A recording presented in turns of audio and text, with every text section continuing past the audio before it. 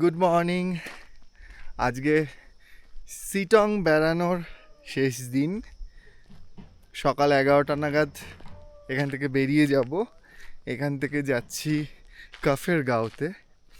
সিটং কেমন লেগেছে সেটা অলরেডি আমি জানিয়েছি। পাহাড়ে যতগুলো হিল স্টেশনে বেড়াতে গেছি, সিটং আমার সবচেয়ে ভালো লাগে। এখানে একটা অদ্ভুত মায়াবী পরিবেশ। কোনটা ছেড়ে কোনটা বলবো, এখানে ঝিঝি পোকার ডাকও আমার ভালো লাগে। যেমন পাখি ডাকছে, তেমন সুন্দর চায়ের বাগান, কাঞ্চনজঙ্ঘার রেঞ্জটা এত সুন্দরভাবে দেখা যায় যেন মনে হয় ওয়েস্ট সিকিমের কোথাও থেকে কাঞ্চনজঙ্ঘা দেখছি। মানুষজনগুলো ভীষণ হাসি খুশি। কোনটা ছেড়ে কোনটা বলবো। কিছু কিছু মানুষ কিছু কিছু জায়গা নিয়ে খুব বায়াসড হয়। আমি বোধহয় সিটং নিয়ে সেরকম। এখনই প্ল্যান করছি সামনের বছর আবার কখন আসবো। তবে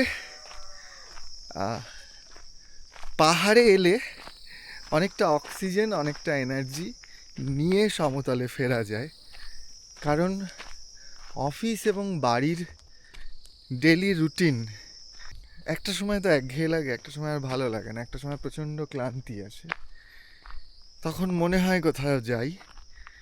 সমুদ্র ভালো লাগে, কিন্তু অতটাও ভালো লাগে না, তাই পাহাড়ে আসি। কাফের গাঁও এবং ডুকা ভ্যালি, এই দুটো জায়গায় এবার যাব। নিশ্চয়ই পরপর আপডেট দেব। পায়চারির ছোট ছোট পর্ব করব। কেমন লাগলো সেটা আপনাদের সাথে শেয়ার করব।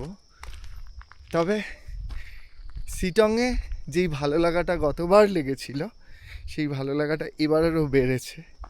পাহাড় এরকমই থাক, মানুষজন মাঝে মাঝে বিক্ষিপ্তভাবে থাকুক, হোমস্টে থাকুক, কিন্তু যেদিন গোটা পাহাড়টাই ট্যুরিজম গিলে খাবে, সেদিন বোধহয় আবার এখানে আসা সম্ভব হবে না। জানি না, সেটা আগামী কয়েক বছরে বোঝা যাবে। যাই হোক, আপাতত তো খুবই ভালো লেগেছে।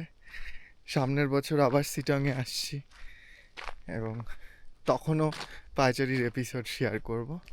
প্রত্যেকে খুব ভালো থাকবেন, ভালোবাসবেন, ভালো রাখবেন, খুব ভালো থাকবেন। টাটা।